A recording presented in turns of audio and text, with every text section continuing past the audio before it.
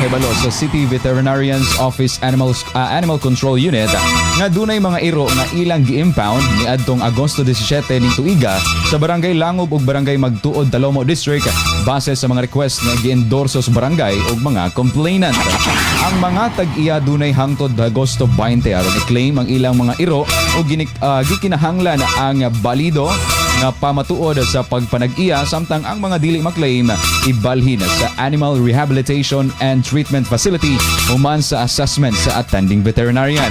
Gikan Agosto 21 hangtod 24 ang mga iro nga wala maklaim mahimong tan-awon og i-adapt sa publiko aron matagaan o mahatagan kasama sila og luwas og permanenteng panimalay. Sa Agosto 25 ang mga iro nga wala maklaim og wala ma-adapt mahimong ipailawom sa humane euthanasia subay sa kasamtangang city ordinances ug mga balaod ug ang mga tag-iya nga gusto mo claim mahimong moadto sa Davao City Dog Pound Facility diya sa may Purok 3-8 Kogan, Barangay Malagos, Baguio District ning atong dakbayan sa Davao.